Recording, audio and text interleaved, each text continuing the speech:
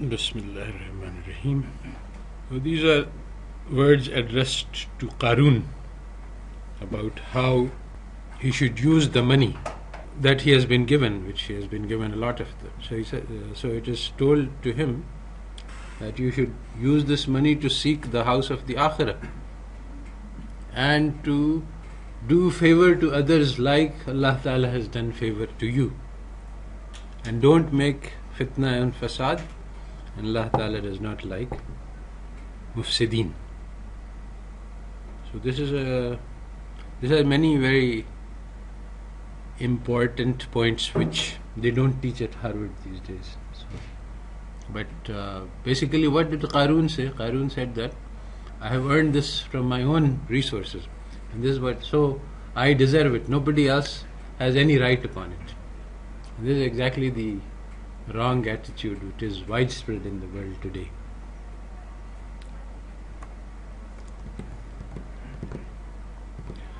So today we are going to study money.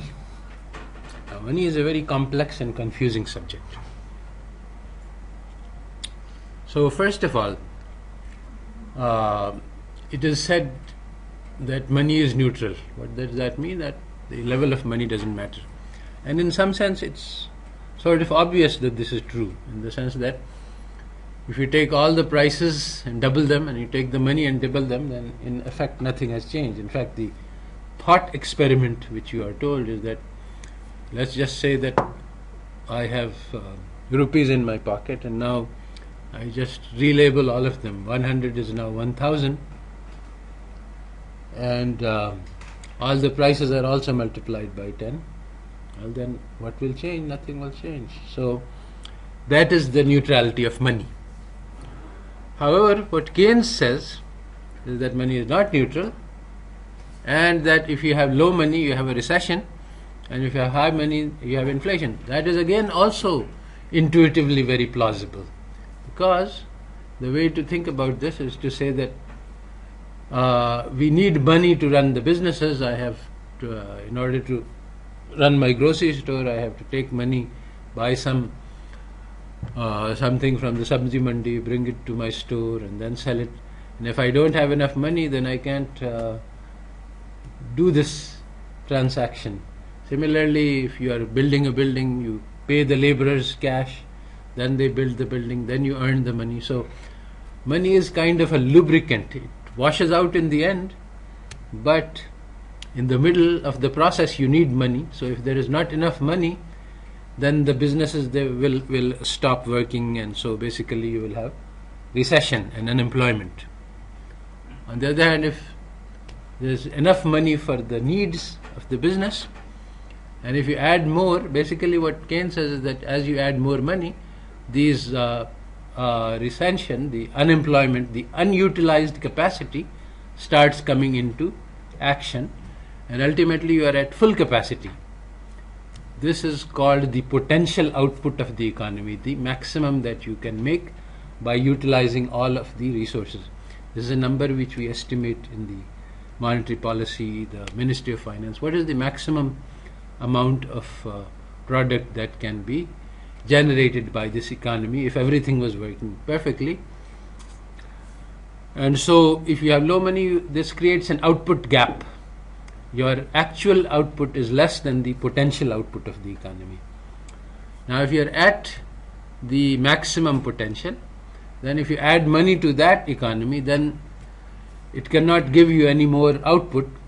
So the result will be inflation, because the money goes after the goods which are not available. So basically it just drives up the prices. So it makes a lot of intuitive sense. Now the thing is that this is not enough. This is a intuitive understanding. Now what we want to do is to build a model in which this kind of thing takes place. Because basically in a model you have to specify a lot of things. This is sort of intuitive. You have to specify, okay, what is the need, how does the business use the money? So we pin it down in details, and to see if it works like what we think it does. So intuition is different from model. Both are separately necessary. You have to have the intuition, and then you have to have the model, and then you have to try to match the two to see if these work. So this is the nature of scientific inference. This is something which at least many of you who wrote up didn't really understand, and that's because it's something quite difficult. Because basically there are appearances, there's observed phenomena. We see that money goes down and then the economy falls into a recession. That's what we observe. But the reality is that there is some hidden mechanisms which are causing this. We don't know these mechanisms, and actually we can never find out what these mechanisms are. Now a model is an attempt to guess what these hidden mechanisms are. Like gravity, you see, it's unseen, unknown, unobservable. Now we guess that there is such a thing as gravity, and then we check if there was gravity, would it create the same phenomena? So the match between the model and reality can never be done, because the reality is always hidden and the model is a hypothesis about something hidden. We can match at a second stage. Are the implications of my model the same as the implications of reality? So we can check at the second level. If there is a mismatch, we will never reject the model. It's always possible to protect the model by saying, okay, this is one mechanism, but there are other mechanisms in reality which interfere with the outcome. So our model produces a result which is different from what we see in reality. So this is always available, because there is never any way to directly check model. Now the mistake that is made in understanding here is to think that the model is a model of the observations, in which case you can confirm or reject directly. The model doesn't match the observations, the model matches the observations. But this is something which can never be done. So, and this is something which is not understood in the Western theory of scientific methodology. They made a mistake in methodology for various reasons, which I have explained elsewhere. So now we will try to construct a model. Now in constructing a model, we always try to start with the simplest possible phenomena, because we want to build our understanding. Models are designed to give us an understanding of reality. So we want to strip away all of the excess complications and put it down to the essence, the simplest possible model where we can create the phenomena is important, because that's where we build our understanding. Then we make the model more complicated as our understanding grows.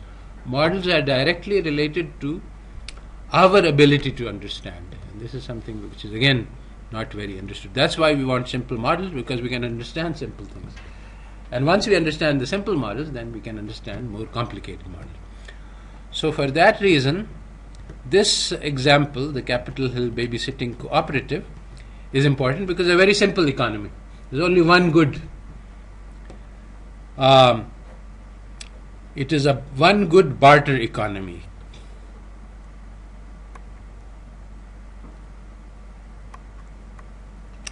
Where people trade babysitting services with each other. So if I need a babysitter, actually the way they do it is not on the social circuit. That is another interesting and important fact. They want to run babysitting cooperative using a market economy. In a social economy, things are very different. You call up your friends and you say that I'm in need and there is no money. But here, it's an anonymous group. People are moving in to Capitol Hill. They don't know each other. They join this club, and in this club, the rules are that you have some scrip, which is sort of token money, and you use it to pay for babysitting services. So you call up and say, I need babysitters tonight, and then they ask if somebody is willing to provide, and if they do, then you pay your scrip, which is your token money, and the couple that provides the babysitting service, they earn the money from you. Your account goes down by one, their account goes up by one. Actually, you have played the game, so you know how it works. So now, Sweeney and Sweeney, who were actually members of this cooperative, wrote about their experience, and they said that initially, when they joined, there was a recession in the babysitting economy. By recession, they mean that nobody was willing to buy and everybody was willing to sell babysitting services because people felt that they had not enough money to cover for their needs. So they wanted to build up more money so that they could take care of their needs. And nobody wanted to sell babysitting. Nobody wanted to buy babysitting services because they were saving their money for their high need times, which are apparently low. So then they say in their article, which I have circulated, how many people read the article? Good. So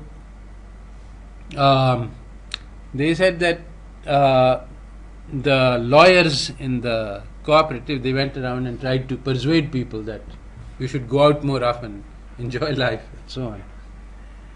And Sweeney and Sweeney make fun of the lawyers. They say that they are stupid people, they don't understand. It's a technical problem about insufficiency of money. And this can't be solved by social mechanisms. But as we will see, the Sweeney and Sweeney are wrong. Actually, it's a social problem, and it's not a technical problem. But anyway, so what they said was that the cooperative just distributed some extra money to the people, and then suddenly the recession was removed and people started going out, and there was increase in demand and supply. So this was the great lesson, that if you have insufficient money, that leads to a recession, and this can be solved by expanding the money supply. And Krugman has picked up on this. Actually, the story was, and he has mentioned it many places, that if you are in recession, the solution is simple: just expand the money supply and you will go out of recession. Of course, this is a huge leap from going from a babysitting cooperative to the whole economy. Does it really work like that? But even here in the babysitting cooperative, it's not clear that this thing can happen. This is what we want to do is to create a model in which this phenomena happens. That was actually my own intention, because I wanted to understand this Keynesian economy, and I wanted to construct a simple model in which the Keynesian economics works. And in this model, I was quite sure when I started constructing this model that this will happen very easily for reasons that I will explain. So I wanted to say, okay, let's start with this, where it seems quite clear that the Keynesian phenomena will occur. The main reason why it seems easy is because it has fixed prices. The model has fixed prices, because you pay one token for one babysitting hour. Actually, one scrip is worth half an hour of babysitting, but that's unimportant technical detail. Now, the thing is that if you have fixed prices, then it's very easy to understand that money is no longer neutral, because you have equilibrium with certain level of prices and money, and now you reduce the money by half, the prices remain the same. It's clear that you're going to go out of equilibrium, and it's clear that this should cause trouble in the economy, and so the Keynesian phenomena should be expected. So I fully expected that in my model I will be easily able to create the Keynesian phenomena. Now, the thing is that people have interpreted Keynes to say that this is how money is not neutral, that because prices are fixed, money is not neutral. In which case, what Keynes is saying is trivial. It doesn't really require any deep thought. Now, actually, Keynes did start by this, and he empirically observed that prices are fixed, the wages are fixed, they don't go down, and that's actually there's solid empirical evidence to show that wages don't go down, are fixed in nominal terms. For example, basically in the global financial crisis, we found that empirical data shows that from one year to the next, a lot of wages remain exactly fixed at the same nominal level. Now, why? Well, because there was downward pressure, but wages can't go down. So,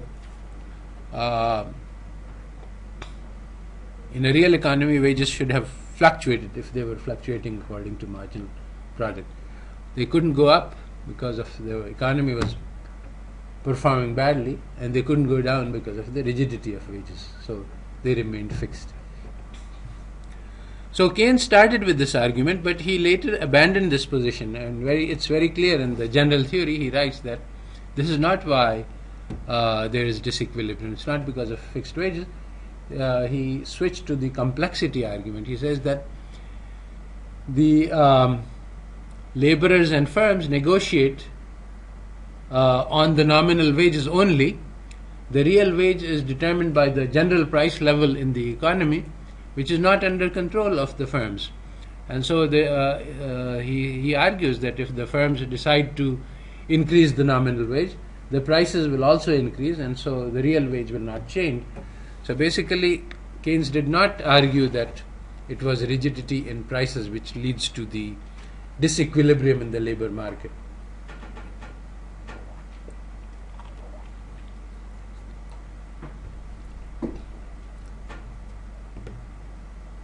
So, in order to get,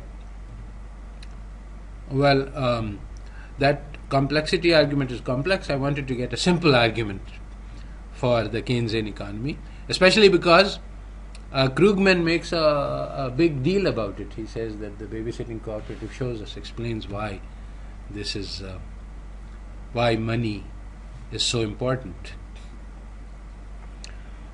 So we have already described the BSC economy. It is a single good barter economy. Basically, it's on the one hand,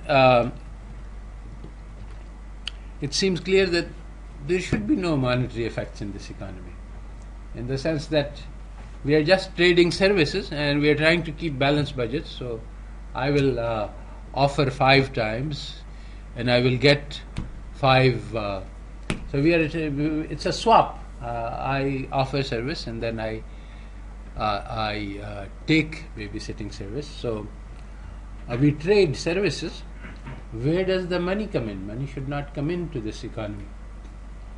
I mean, money is just a counting device. I keep track that, okay, I've used up 5 and I have to pay back 5. Otherwise, the level of money should make no difference, especially if you are balancing budgets, which is exactly what it is, that you come in with a token. Just you are given, when you join this babysitting cooperative, you are given a stock of tokens which you can use, and at the end you have to refund exactly that amount. If you can't, then there is some payment mechanism that you can use to balance the budget. But basically the idea is that you should keep your budget balanced.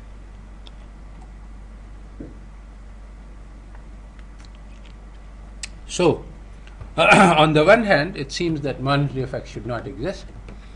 On the other hand, Sweeneys say otherwise, that no, monetary effects exist, and in fact it's all technical matter. And in fact the whole article is about trying to find an optimal level of money which will make sure that your demand and supply are balanced, so that this kind of recession which they mentioned doesn't happen. And similarly, Krugman does not do any further analysis. I looked at it carefully. He just takes that as a paradigm, that this is the way that the economy works. If you have less than enough money, it falls into a recession. And again, as I said, intuitively it makes sense, but I want to see the nuts and bolts. This is an idea. I guess this is how modeling works, by the way, that you have some intuitive idea, then you try to articulate it into nuts and bolts. You try to build the machine. You have an idea about how the machine works, this is what the engine will be like, this is what and then you try to put it together and to see if such a thing will actually work, and at that point you can fail. And and as you try to make the idea, the intuition, the big idea clear, you find that things change. I mean, you find that some things don't work quite as you think they should have. So first we set up our model according to the these ideas that we have 3 states which the families can be in. They can have zero need of babysitting services. They are very comfortable, relaxed, enjoying life. In that point, they don't need to buy babysitting services. They want to enjoy their own babies. So they have 3 actions possible. Buying babysitting services in zero need is not a possible option.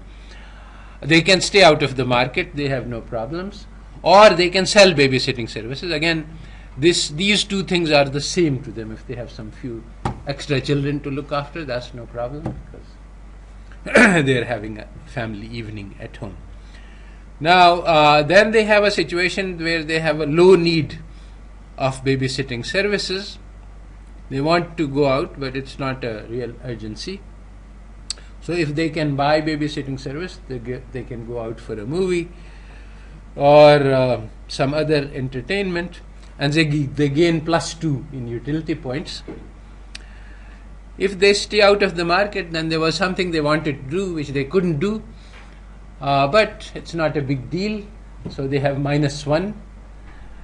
If they have to sell babysitting services, that's a problem for them. I mean, this is not what they wanted to do in this particular time. So they have -5 utility points for that. So one important thing is that they don't want to trade in the low need area. That is, they don't want to sell babysitting services in the low need in order to buy babysitting in the low need period. In the low need period, they would like to just stay at home and neither buy nor sell. They would like to be out of the market. In the high need period, they have some very important thing that they need to do, and they really desperately want to get babysitting service. And so if they buy babysitting services, then their need is fulfilled, and I have given 0. This could be also +10 possibly. There are many possible. In the game that I gave you, it was much more clear. In the babysitting, because it's sort of subjective, it's not clear what numbers to assign. We can change these numbers according to the interpretation. For the purpose of the model, this works fine, but we could possibly put in a +10 here if we want, depending on the interpretation. And it could also be different from family to family and from time to time. Heterogeneity is possible in the agent-based modeling, which it is not in the conventional economic theory models. It's very difficult to deal with heterogeneity. But now I'm going to ask you to run this experiment that I ran, because I didn't do it correctly, properly. So now I will ask you to do it correctly. So you have to keep track of this. But my model is better in the sense it's more easy to explain, so you can use that one. Now, if you have a high need situation and you have to stay out of the market, that's a crisis, because you were desperately in need of babysitting, but you couldn't find a babysitter, and so you have a serious problem. So that's I have -20. It could also be -25. The point here is that the important thing here is that will you sell babysitting in your low need situation in order to buy. So here, even if you sell babysitting for 4 times in your low need situation, each time getting quite a loss, -5, it's still not, it's about the same as to prevent you from a crisis. So you would like, in order to avoid a crisis, you are willing to sell babysitting service in your low need period to suffer some inconvenience in order to avoid a big inconvenience. And again, in your high need situation, you are never going to sell babysitting services. So this is basically although all the numbers are important at a lower level, the major goal of every family is to avoid a crisis. After that, the other things are secondary. To avoid a crisis, you should have enough scrip to pay for babysitting, even if you have a sequence of high need services. So you don't know what's going to happen in the future. So if you are going to have a sequence of days in which you are going to have high needs, then you want to have enough money to be able to pay for that. So that's why if you have low amount of scrip, then you will not be selling services. Sorry, you will not be buying services in your low need period. So we come to the decision problem. How should a family decide whether it's going to sell or buy or stay out of the market? These are the 3 actions. So suppose I have a sequence of states that I know. This is different from the situation where you didn't know. I'm going to go H, high need, low need, 0 need, high need, low need, 0 need, and then 4 high needs, and then 4 0 needs, and then 4 low needs. What should I do? This is the sequence that I can foresee the future in this particular case. So in this sequence there are 6 H and 6 Z's. So the ideal solution is that I should sell in the state Z where I have no cost to sale, and I should buy in the high need situations where I have. So and in the L state I would stay out of the market. That is the ideal solution. But there is a lot of uncertainty. Will I be able to buy? I don't know whether it's going to be a buyer's market or a seller's market. Will I be able to sell? I don't know. So if there is I can't sell in the Z, then I can't finance my purchases in the H state. So if I was sure that I could sell in the L state, in the Z state, and buy in the H state, then there's no problem. This is the perfect solution, and there's nothing else. But with uncertainty, things change, and we know in advance, because we have experienced the game, that it's not going to be that simple, because the market is never in equilibrium. Sometimes you have more buyers, sometimes you have more sellers. So you can't be sure of buying in the H state and selling in the Z state. So some adjustment has to be made. So what is the adjustment? So in order to basically, again, the same strategy, that we simplify the model by putting in more information, so that to make the model easier to solve. Then after we remove the information, but that will allow us to make a better understand the model better and understand what needs to be done. I mean, if I had this information, this is what I'd do. Not having that information, what would I do? So that's basically the same. So we just solve the model under very simple conditions. Suppose, first of all, that all 3 states are equally likely, and that we can somebody tells us what the state of the market is going to be. It's either a buyer's market or a seller's market. One side or the other is going to be in excess. So which side is excess? That's also told to us. This is kind of your rational expectations equilibria, if you know what's going to happen. So suppose that these 2 things are given to us, then how would we plan? So now this makes it problem easier to solve. So this information has been given to us, that it will always be a buyer's market. The three states are equally likely for all players, so everybody is equally likely to be in one of the three states, and that it is always a buyer's market. So all buyers will be able to sell. Sellers have a 50% probability of making sale. So this is somehow known to us, which means that all of the L state people and all of the H state, Z state are sellers, all of the high needs are buyers. So there's always more sellers and always fewer buyers. Suppose that this is known. Now it is possible to solve the decision problem.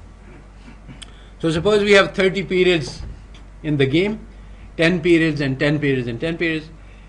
For 10 periods we will be in high need state, for 10 periods we will be in low need state, for 10 periods we will be in zero need state. Now, as a single family, I'm thinking about how I should make my decisions. So I need 10 units of scrip to finance my high state, high need services, and the probability of sale is 50% because that's what I've been told.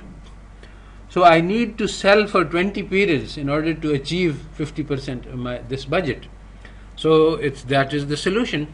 In all my high need states, I will be buying babysitting service, and so in 10 periods I'll be buying, in 20 periods I'll be selling.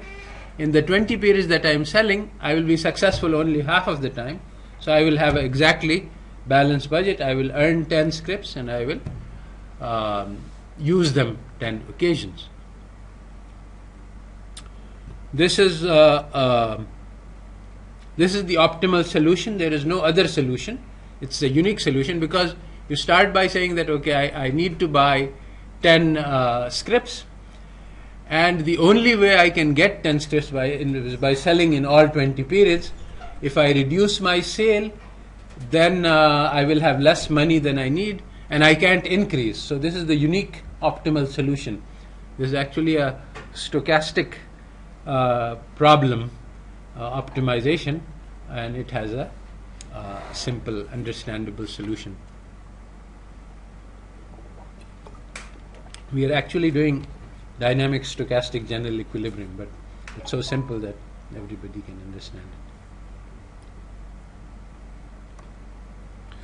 So what's the structure of the economy? Once we have this solution, it's easy to understand. It's easy to calculate. So suppose we have 120 families. 40 families are in each state, in each period. All the 48 states are buyers. All 80 families in Z and L states are sellers.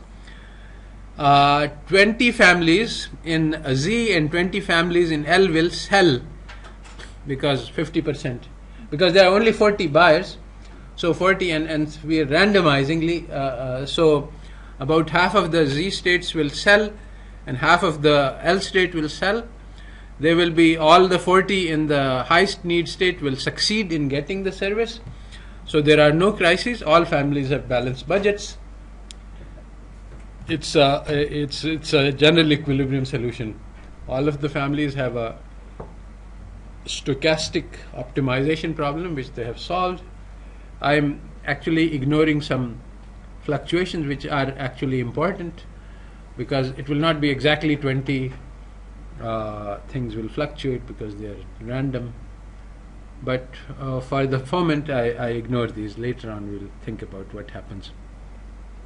Now this is not an optimal solution, not an efficient solution, because efficiency would have that instead of 20 families in Z and 20 families in L selling, the L selling families are suffering, and there are 20 Z families fitting around. And if it could be arranged that all of the Z families are selling and the L families are out of the market, that would be more efficient. Now in the market, because if you have anonymity, your people are just putting in their script and saying I want, and so it's not a face-to-face situation. Then this is the best that can be done. If people can describe their need status instead of using money, then you could get to a better solution. So a social solution would be different from a market solution. Now, I got to this point, and then I found, much to my surprise, that there is another equilibrium in this economy, a different one.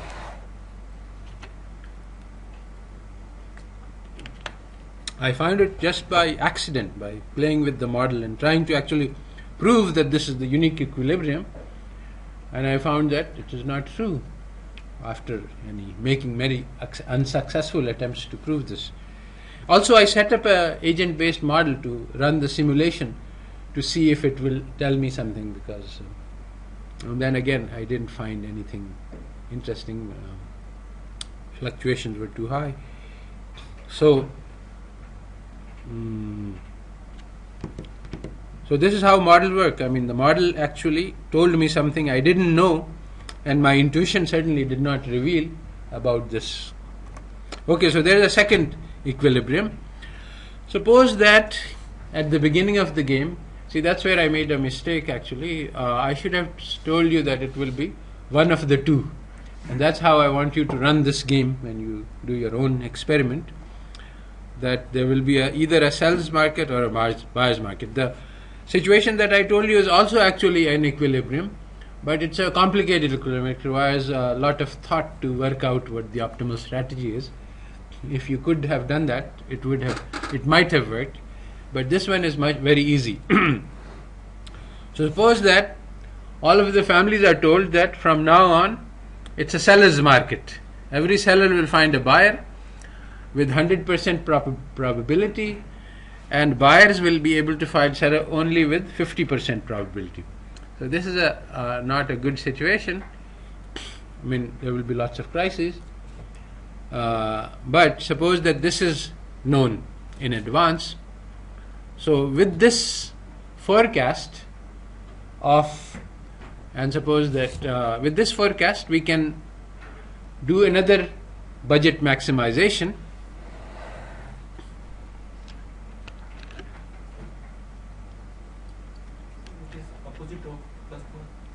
This is different.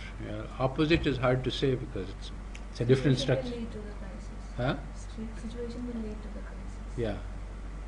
Yeah, this is so what will happen is that sellers will only sell in the zero need state, because when they sell in zero, because it's a seller's market, they are guaranteed their sale. So I'm saying that here I'm doing my calculations on the basis of this so-called rational expectation that okay, I will always be able to sell, so I will sell in my Z state because there is no cost. So I will get 10 units of scrip, and since I have only maximum 10 need, so I don't need more money, so that's all that I will sell. Now the problem is that in my H state I will only be able to buy 50% of the time. So I have 10 H states. I will be able to, because of the buyers will be able to buy with 50% probability, so I will get services only in 5 states and 5 of my scripts will be wasted. Now I have need in my L state as well, so what I will do is I will become a buyer in my L state as well. So I can try to buy in all my 20 states in which I am in state H and in state L. So now this is an equilibrium. I have a balanced budget. I am a buyer in all my H states and all my L states, and I am a seller in the Z state. In the I've written the last line is wrong. All those in H and L states are buyers, and we succeed in buying 50% of the time. There's balanced budget, and this is an equilibrium. This is actually what is called a self-fulfilling prophecy. As long as everybody believes that this is a seller's market, that's exactly what will happen. because all of our when we make decisions according to this calculation, then exactly what is predicted by this calculation occurs. Now in the same economy, I have 40 families which are in zero state. They are all sellers. 80 families in H state and 80 families in L state. These are all buyers, and with 50% probability they succeed in buying.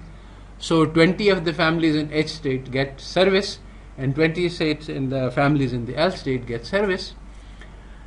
And all the families have balanced budgets, and exactly the forecast that was made is exactly true. It's a self-fulfilling forecast. So so we have equilibrium. It turns out that these are the only two equilibrium. You can't get equilibrium at other points. We will see that later. If we put a situation in which 20 families in L are selling and 20 families in L are buying the baby service. Yeah, this can happen, but it will not be an equilibrium. We will get to that.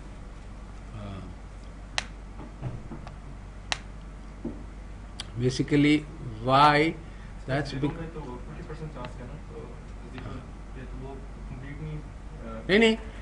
in a short term it can be an equilibrium, Yes. but what happens is that the long run, in this state what is happening is that the L state families are selling babysitting services to themselves, because half the time they will be buying in L state and half the time they will be selling in the L state, and they don't want to do that, so they will try to drop out of the market in both of those situations, and that will disturb the equilibrium. Yes, well, actually you can't. I mean, that's the intuition.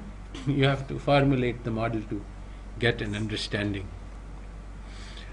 Okay, so there are two rational expectations equilibria. I'm explaining very advanced concepts in a very simple model. Now, so once you have this forecast that it's going to be a buyer's market, this is a self-fulfilling prophecy. If everybody believes it, it will come true. Also, it's fairly robust in the sense that this is not delicately balanced. If most of the people believe it, it will come true, and it will. Once it comes true, then people will see that it is true, and they will start believing it. And even those who are skeptics, so it's not a critical equilibrium. It's a strong equilibrium that if you are near the equilibrium, you will be driven towards that equilibrium. The physical conditions are exactly the same. The only thing that changes is people's beliefs about the future. In the buyer's market, money has higher value, in the sense that if you have money, you are guaranteed to be able to buy babysitting services. In the seller's market, money has low value. It's only 50% of its value, because if you have money, you have 50% probability of being able to buy. There is also a third equilibrium which I haven't mentioned. This equilibrium always occurs in all monetary economies. If everybody believes that money has zero value, then money will have zero value. So, if you believe that, if the oracle says that there is going to be, nobody is going to be able to buy babysitting service with scrip. If everybody believes that, this will come true, because nobody will be willing to sell babysitting services, because they say that if I sell, I will get this scrip, but it will be worthless. And similarly, the buyers might try to buy, but they will not find any sellers. So, in the first round, it might happen that some people try to buy. There are no sellers, because they say, if I earn scrip, the oracle has told us that the money will be worthless in the long run. And the oracle can be believable in the sense that the oracle says that I have examined the chart of needs, and I have seen that everybody is going to be in a need situation and nobody is going to be in a zero state. or very few. So mostly, even he can say very few, 90% probability, 10%. So money will not be able to buy. Then people will say that why should I sell if I'm not going to be able to use this money to buy? So they will drop out of the market, and once that this prophecy will be self-fulfilling. So regardless of what the actual condition is, if the forecast is made that this is true, and people believe this forecast, then it will come true. So there are three equilibrium in this money market, and this third equilibrium is true in all monetary economies actually. So now this is a model. Now we want to show, this is one step that economists never do, does this model actually help us to understand what happened in the Baby Sitting Cooperative?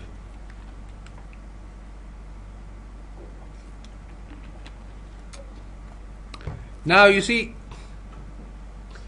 in order to do that, it's not a technical problem. It's a problem of how did people think about their babysitting decisions, which we don't know. That's why I asked you to play the game, because you know about how you decided and you can learn by talking to others about how you made your decisions. And this is the thing which is unobservable. So our model is actually saying something like, I made an arbitrary assumption that here's the oracle which says that this is what's going to happen, and people believe. So this is an internal state which is unobservable, and I'm making a hypothesis about that. And all monetary models involve this. They deal with expectations. In fact, this was one of the biggest discoveries, because economists originally did not pay much attention to expectations because they are all materialists, and this is but what this model shows is that expectations have a big role, and in all monetary models it turns out expectations matter. And even more surprisingly, it is quite often the case that you have multiple equilibrium in monetary markets, which makes things very complicated. That money does not have a simple explanation so basically what we have is that immediately destroys the quantity theory, because the value of money depends very seriously on what our expectations about money are. So now we try to understand what happened in the Capitol Hill cooperative. So initially we were at buyer's market. There were many sellers. So we can say that, okay, it's 2/3 of the people were selling and 1/3 of the people were buying. The sellers were motivated by their need to acquire scrip so that they could pay for their babysitting in the high need periods.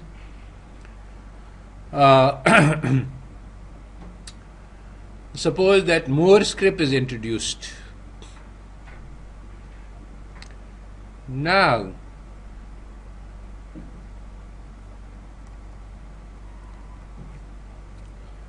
what will happen? Well, it doesn't actually it is not a technical problem. This is what the Sweeneys say, that once you have money this will happen. No, it's not like that. It's not the additional money that causes the change. It is people's belief about how money functions that causes the change. It's very subtle and complicated. Suppose that people think that this additional scrip will cause no change, which is perfectly reasonable under the rules that this money is just an illusion, because people have to balance budgets. This is just to increase liquidity, but liquidity is not a problem. Suppose that people reason in this way, nothing will change if people reason in this way. But if people reason in a different way, people say that, most of the people were trying to save up in order to pay for their needs, but now that they have this money, they don't need to save up anymore, so they will start going out more. They no longer need to. So in their L state, they will start buying babysitting services instead of selling. Suppose that people think like this. Even somebody who's very smart and says that actually nothing real has changed, but he says that people will nonetheless reason like this, so he will still act in the way that the model predicts. He will still say that okay, money is not neutral because people believe it's not neutral, even though he knows that it should be neutral. So the ideal situation was, we already calculated, we should sell only in Z and we should buy only in H, and there should be no trades in L. But people were selling in L out of necessity in order to raise money, because the probability of sale was very low. It was 50%. Now suppose they say that people will there will be fewer sellers because people are now confident that they have enough money to pay for their Z state. So if there are fewer sellers, then the probability of sale is higher.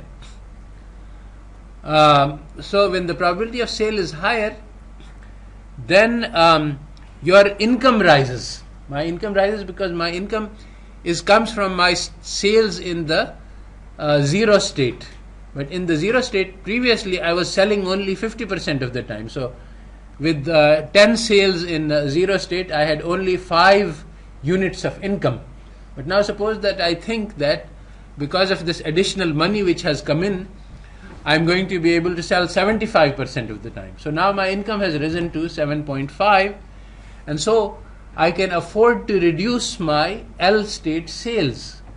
I can say that now I only need 2.5 units. So I need to sell only in 5 states in my L state. So this is again a self-fulfilling prophecy. If everybody believes that the additional money will cause people to sell less, then this will come true. So some people will stop selling in L, and the probability of selling rises. So we can do some calculations. And suppose there are 300 days. So there is cross section and then there is time series, and there are 120 families, 40 in each category. Initially we are in a buyer equilibrium state. There are 80 sellers and 40 buyers, and now the scrip is distributed. Now everybody believes that the sellers will be reduced to 60 because now everybody has more money, so they don't need to sell as often. Now this is purely psychological, in the sense that in the reality nothing has changed. But if the psychologically people believe that things have changed, then they will change. But psychology will, I think, it will matter only if the scripts are distributed equally between buyers and sellers. Yeah, the scripts are distributed equally to all families. Otherwise, I think it will only give to buyers or. No, we don't know actually who the buyers are and who the sellers are. This is a internal secret information of the family. This is just increasing the money supply. So now what happens? The probability of sales is 40 over 60, which is 66%, because instead of 80 sellers we have 60 sellers. So there are 100 days on which I will have zero need because of 1/3. So this will give me income of 67, 66 and 2/3. And I now need to earn 33 only, as opposed to 50 previously. So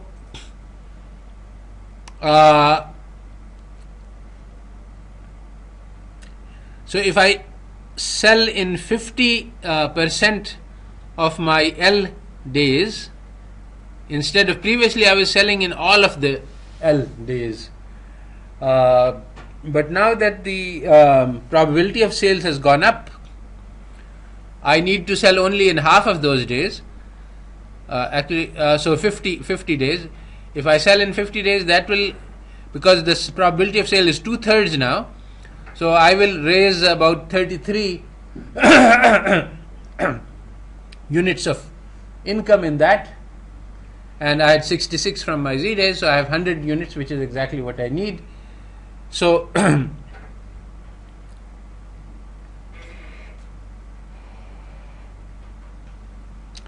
so this is again equilibrium, a temporary equilibrium, exactly of the type that Fawzia was telling. But now what happens is that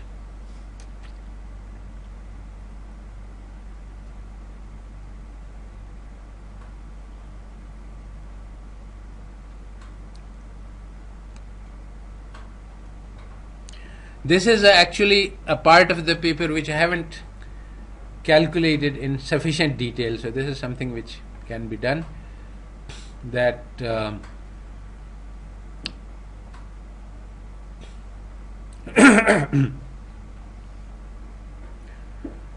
because of the random fluctuations about it won't be exactly balanced. Some of the L's will accumulate excess and some of the L's will accumulate deficit. Yani you won't be able to sell exactly half of the time, and also the sequencing may not be such that L occurs sufficiently early. Some people might have a lot of H periods in the early period and the L periods in the later period, so they will have some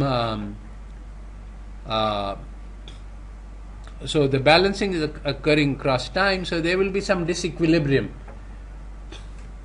Now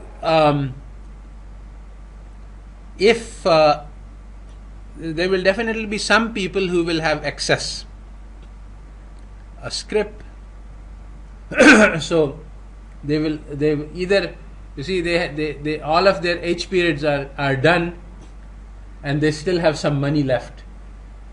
If the H's come early, you see, the order can be that the first third are all H, the second third is L, and last third is Z.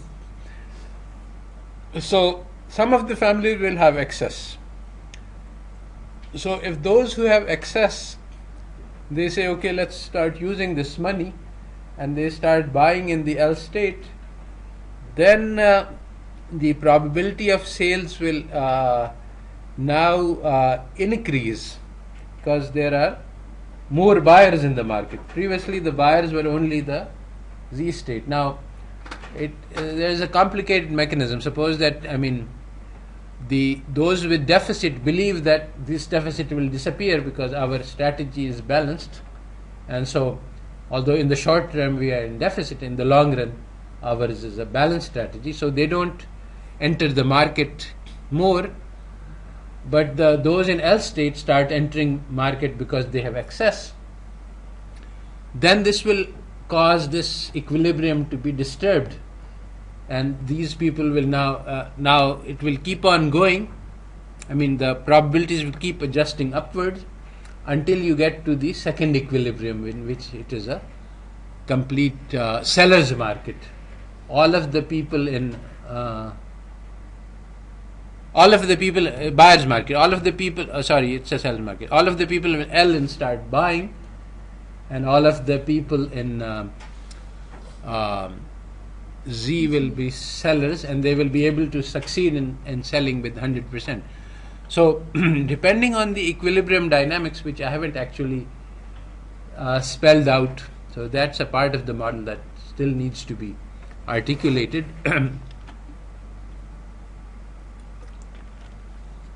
What exactly is the adjustment dynamics? So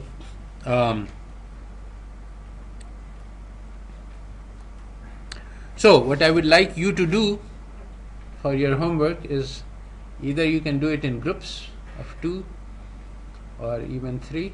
Run this experiment on unsuspecting victims, because now you know everything about how this model works.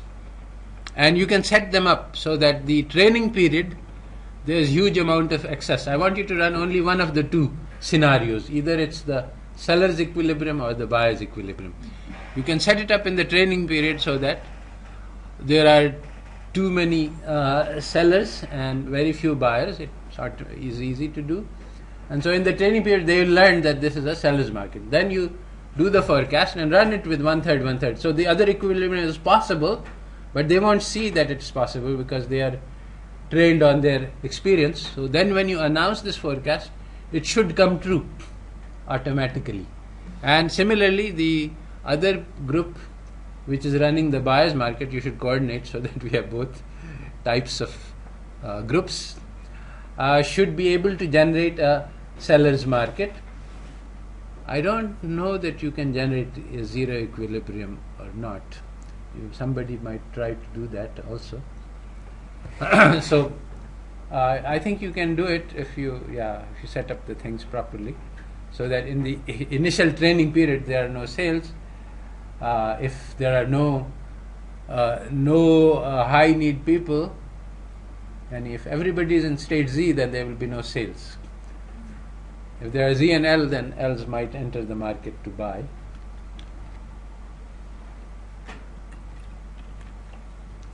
So you can also do what I didn't do, which is to make their sequence clear to them. Yani, instead of coding it with A, B and C, you can just indicate what they are going to see.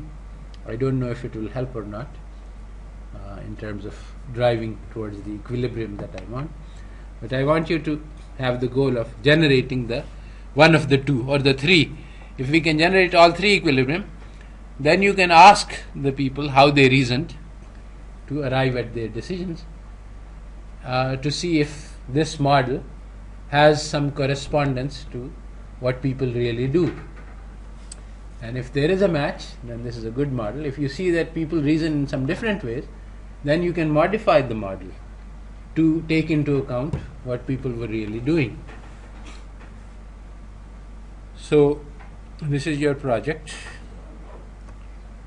So now, assuming that my model is true, this is how people reason, there are many lessons we can learn which are radically different from what Krugman says and what Sweeney's say. So, is money neutral? Well, we have yes and no. Very strange. Money can be neutral. If everybody believes it's neutral, then it will be neutral. But if everybody believes that money is not neutral, then it will not be neutral. So, what matters is second order expectations. This is what Keynes called the beauty contest, and says that suppose that you are told there is a beauty contest and people are guessing who will be the winner, and you win the prize. So it is not your job to find out, to guess who is the most beautiful person, because that's not what's going to win. You have to guess who the people will think is the most beautiful. So exactly like this, we don't have to calculate the true nature of the model. We have to ask, what will the people think about how will the people behave when they get extra money? If the people don't realize that money is neutral, then money will not be neutral, and I have to act according to that. I mean, my optimal decisions depend on what people think. Now, even in a very strange thing, that what matters is the second order belief, how other people will behave. Now, even if everybody is a very smart economist and everybody figures out that money is exactly neutral, but I don't realize that the other people are equally smart, and I think that people will change their behavior when money is introduced, and everybody is like that, then the behavior will change. So everybody personally, individually knows that money should not matter. But everybody is making calculations under the assumption that other people will change their behavior, then the behavior will change. So it's not the directly what I know or how the model, so that it's not the technical details of the model that matter, contrary to what economists say about money, that it's just a technicality. It's completely a social phenomena. It's beliefs, not only beliefs, but beliefs about beliefs that make a difference. That's what second order.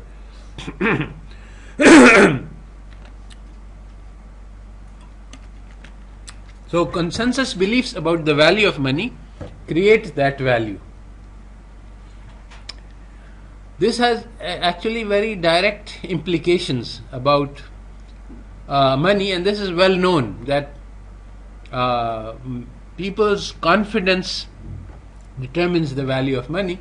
So, for example, if everybody started to say that the rupee is overvalued and that we will have a deflation soon, we will have that the government will be forced to devalue the rupee soon. What will happen? Then if this is widely believed, then people will start selling rupees and buying dollars to protect their money. And if that happens, there will be a huge excess demand for dollars, which will be a self-fulfilling prophecy. This will force that the dollar reserves in the government will go down because people are starting to buy dollars, and then people will say, oh yes, what we said is exactly true. And so and the government will be forced to devalue because so this is a self-fulfilling prophecy, and people have used this mechanism.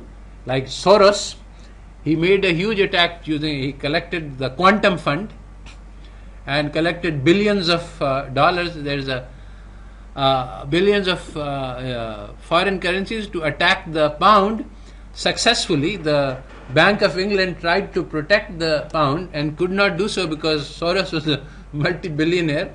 And also there is a mechanism which I have described in one of the basically you can buy in margin. So you can take 1 billion and leverage it to 100 billion worth of attack, and the Bank of England could not defend, and so the value of the currency declined.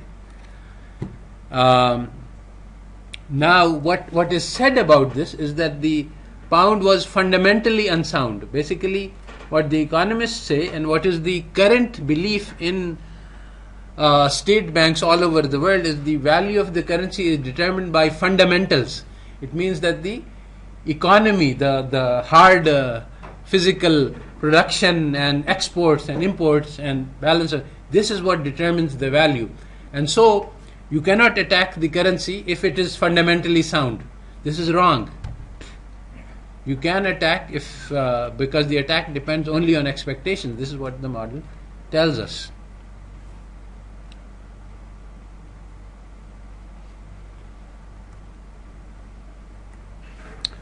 So again, the quantity theory of money, it is wrong, as we have shown, because the value of the money depends on expectations. If everybody believes that money is very valuable, it will become valuable. If everybody believes that money is not so valuable. And similarly, in a society, the social values matters. See, suppose we have exactly the same endowments, but as a society we believe in generosity, we believe in helping each other. Then with exactly the same amount of money, everybody will be rich. Because if I am in need, everybody is willing to help me. So what do I need money for? And there is enough money in the society, it will work. But in a society, so a society becomes rich by everybody believing that I am rich. I am rich because I have a lot of friends who can help me. If everybody believes that no one will help me in my time of trouble and scarcity thinking, then you see, this will also be a self-fulfilling prophecy. Because what will happen is that, suppose that, you see, you can quantify this. Suppose that everybody gets cancer, that 1 in 1,000 people get cancer, and for cancer you need a huge amount of money. You need 1,000 rupees, suppose. And everybody has an excess of 1 rupee. So, if only one person will get cancer, cancer is a rare disease, and everybody gives 1,000 to the person who gives cancer, cancer is no problem. But now, if everybody says that I need to take care of myself because no one will help me, then I need to earn 1,000 rupees to take care of my problem. It means that I have to work for 1,000 days to earn 1,000 rupees, and everybody in the society will be working very hard to solve a problem which will not occur in a general. So now everybody is working from day and night and saying, I need to work from day and night in order, because who knows if I will get cancer and other needs of the family. I'm just making this as an example. So everybody will be working from day to night and to take care of their own needs, because nobody else will take care of them. So the society has suddenly become extremely poor, just because scarcity thinking has, there's no material condition have changed, but this is the miracle that the Prophet ﷺ brought. At the time that he came, everybody was Homo economicus. People were looking out for their needs. They were killing, and they were doing many bad things, and they were poor. And the Prophet ﷺ taught them to be generous, to take care of the needs of others before taking care of their own needs. This created wealth.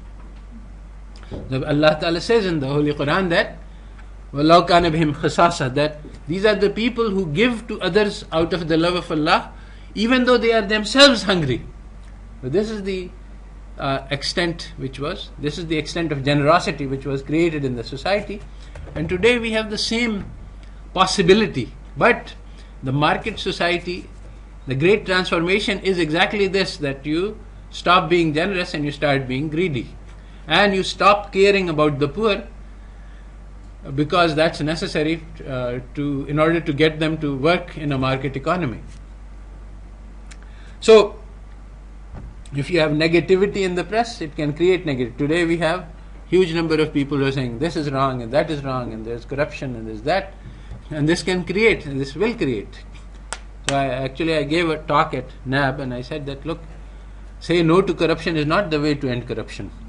What you have to do is you have to say that you have to look at the examples of honesty and integrity and praise them and encourage that.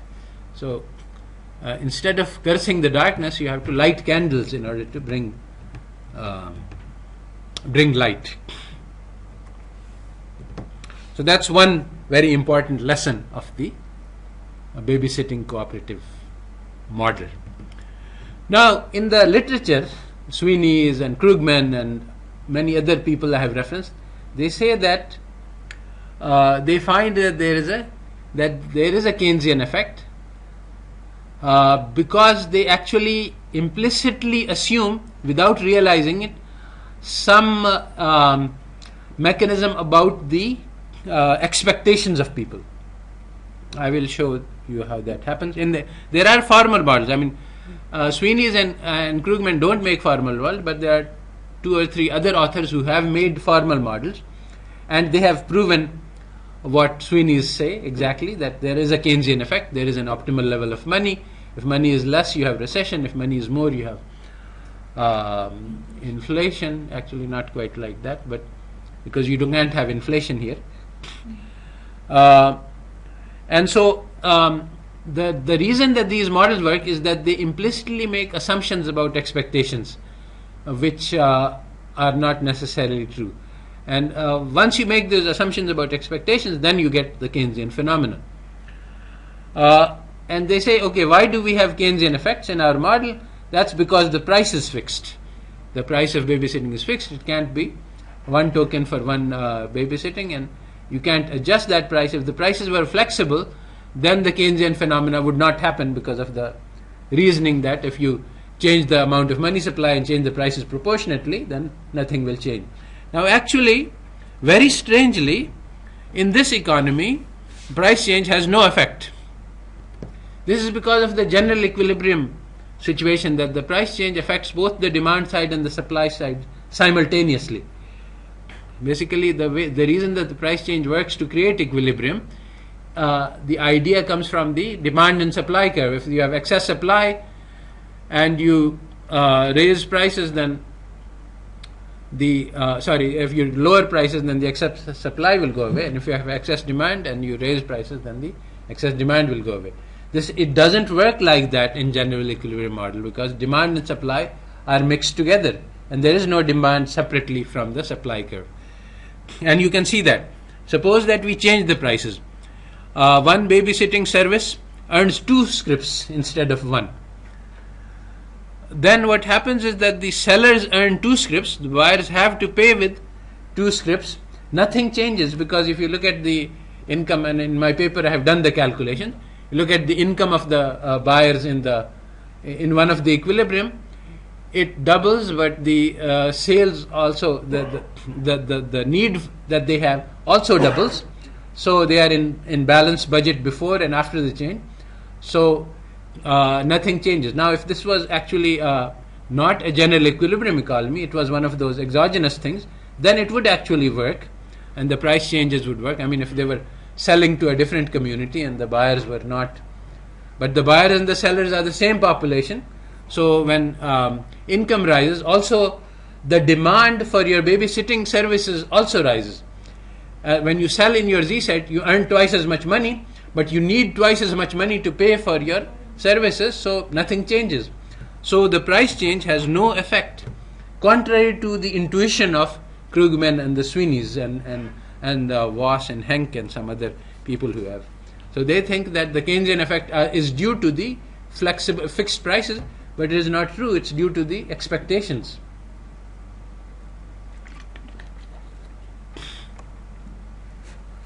Now there is another very strange thing, that the Say's law is violated. Now, if there was any economy in which you expect Say's law to hold, this would be it, because every time you sell, there's a joint complementary interaction. Every seller is automatically matched by a buyer. Also, you are balancing budget in the long run. So both in cross section, your budget is balanced. The sellers are exactly the same number as the buyers. And also in the long run, the number of sales that you are going to make is going to be exactly equal to the number of purchases that you are going to make. So the supply generates its own demand quite forcefully. Whenever you sell something, you plan to buy something, or you have bought something. Despite the fact that in cross section and in time series you are completely balanced, perfectly balanced, supply does not we have 2 equilibrium. One has excess supply and one has excess demand, and there are no equilibrium in which supply equals demand. So Say's law is violated very strongly. And very interestingly, Keynes' book starts in his second chapter, where actually his first chapter, he starts by saying that Say's law is wrong, and also that money is not neutral. So these are the 2 basic insights of Keynes. Now another important insight the economists have, and this is actually utilized in the Schenck and Hoppe models, which construct a model of this economy in a different way, a more complicated model which cannot be understood easily. But now you can understand it. Now that you have this background, now you understand this simple stepping stone, you can understand the more complicated model which Schenck and Hoppe have made. So what they say is that how should we judge the efficiency of economy? They say that the number of trades is a measure. The more trades you have, the more efficient. And this is a standard economic insight, that basically every trade automatically makes your traders better off, because both of them want to trade. I mean, the buyer wants to buy and the seller wants to sell, so both of their utility should increase when you have the transaction, and if you prevent the transaction, then both of them utility decreases. So this is a standard economic intuition that if you this is the free trade idea also, that if you prohibit trade, then utility on both sides declines. Very interestingly, this is not true in our model, because in one of the equilibrium, the Fuzzy equilibrium, half of the people in L are selling, half of the people in L are buying. This is inefficient for both of them. If you prohibit sales in the L, so you have 50 sales and 50% and 50% sellers and buyers, you have equilibrium. If you prohibit the L sales, you get more efficiency, because basically those L sales are inefficient because you are buying in the L state and you are selling in the L state. Every family is in time series, and you want to just not do anything and stay out of the market. So if you prohibit the L sales, you will get more efficiency. So less trade, higher efficiency. This is, according to the economic theory, not possible. If you look at efficiency, we find that the buyer's market is efficient because there are no crises. Seller's market is inefficient, there is 50% crisis. So actually in the period of transition from buyer's market to efficient, this is exactly how the Sweeneys describe the situation, that initially they were in recession in the buyer's market, but what they call the recession is actually a good outcome for the economy, in the sense that there are no crises.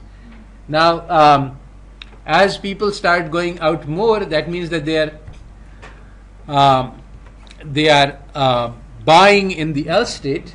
This increases trades, but maybe this decreases efficiency, and eventually they converge to the seller's market, which is highly inefficient. So the whole process is actually going from an efficient state to an inefficient state. Now actually this is not necessarily true. I have shown in the paper that in different configurations of H, L and Z, it need not be true that the buyer's market is efficient. It could be that the seller's market is efficient. So if you have H is 20 and L is 30% and Z is 50%, then again there is an excess supply equilibrium. In all such configurations, you find that the same two equilibrium arise. You can prove, and I have done that in the paper, that that there is no equilibrium in which L states are both in the buying and the selling mode. All of the L must do the same thing in equilibrium. Either they are all buyers or they are all sellers, and both of these possibilities are generally equilibrium. So in this state where you have 20% H and 30% L and 50% Z, you have one equilibrium which is a buyer's equilibrium, in which the H people are buyers and the L and the Z are sellers. So 80% people, basically there are 4 offers to sell for every single offer to buy, and in this you will have equilibrium. The other equilibrium is one in which H and L are buying and Z is selling, and in this case this is the more efficient equilibrium, because the people are selling at zero cost to both the high need states and the low need states. So efficiency is not determined, it depends on the particular configuration of needs. Excessive trading is possible. I have explained that already.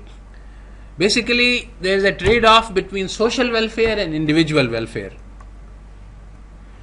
The needs of the society are different from my personal needs. Now, in my personal need, I might need to sell in the L state, or I might want to buy in the L state. The social need will be that the people in L state should not buy if there are people in a high need state which are which are going unfulfilled.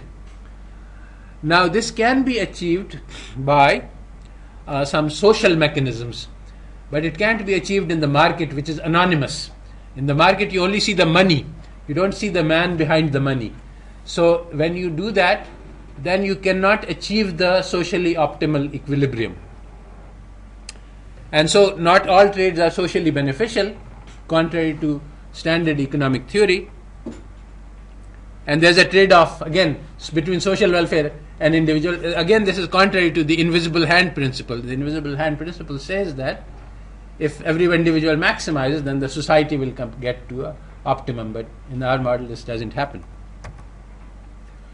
Now, I want to explain a little bit about the threshold models. These are the models that Schenck, Hoppe, and two other people have done. They are trying to model the same economy in a different way.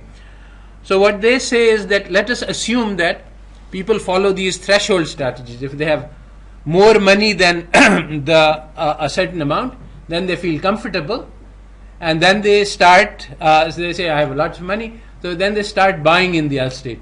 And if they have insufficient money, then they sell in the state L. So with this configuration, I show that this model is equivalent to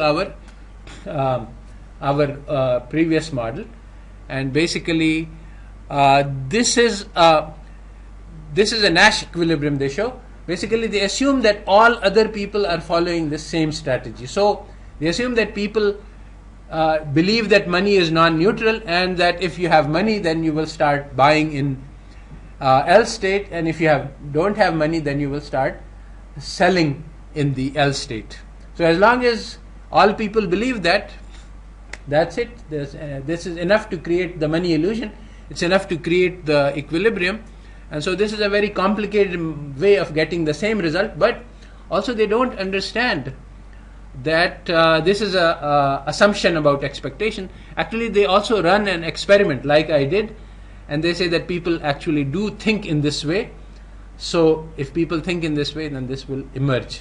But basically the result comes out not from the Nash equilibrium mechanism, it comes from the assumption about expectations of people.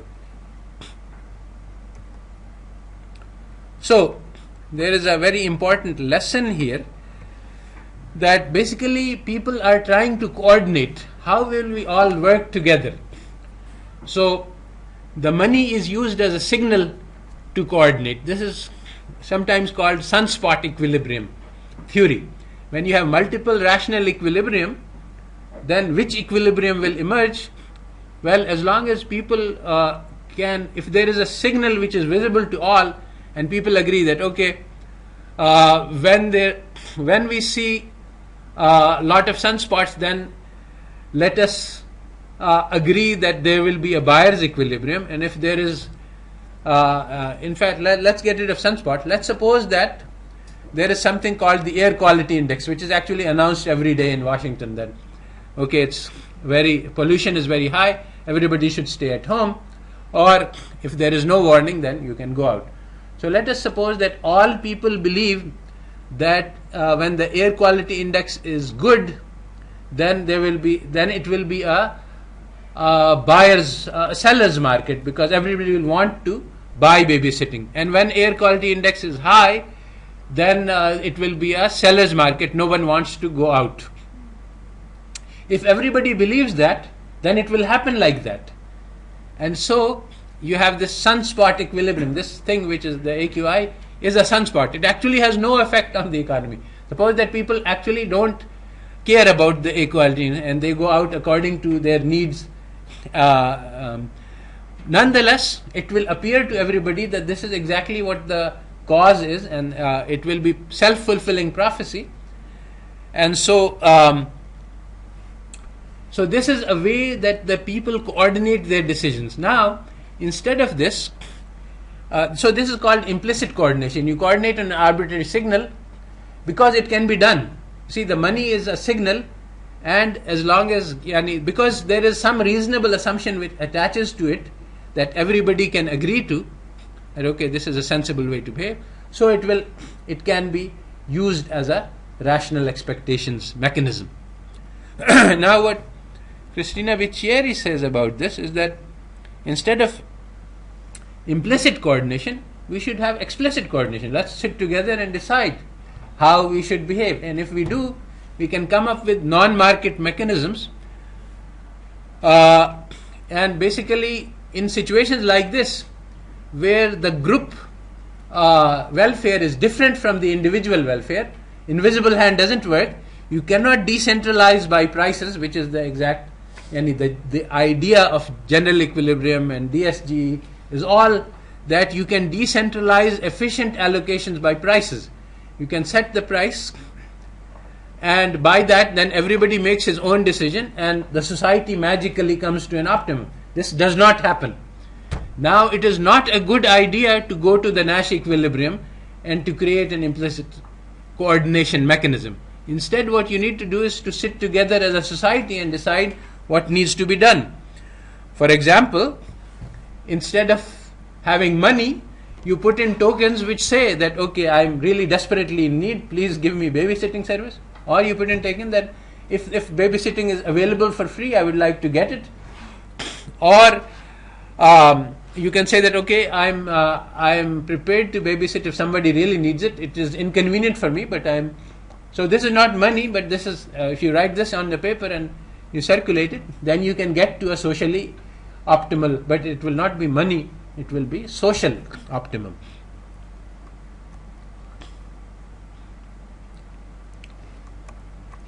So, now Krugman says that basically it's very simple. If you increase the money, you will end the recession. And so when the global financial crisis happened, he wrote a little booklet saying that end this depression now. He says that we know how to end depressions, and the way to do that is to pump money into the economy, and you should do that and end it. And it's stupid for us not to do that. Similarly, Japan's economy has been in depression or recession for a long time, for more than a decade, and he said that all they need to do is print more money and they will end it. But both of these ideas are wrong.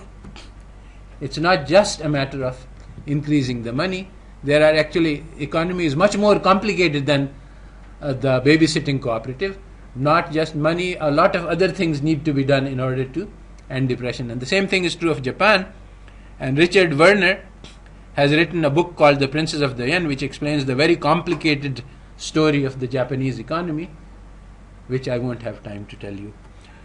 So, but you can read on your own. So, that's it for today's lecture. Now I've really given you so if you understand today's lecture, then you understand more than Paul Krugman does about the money supply.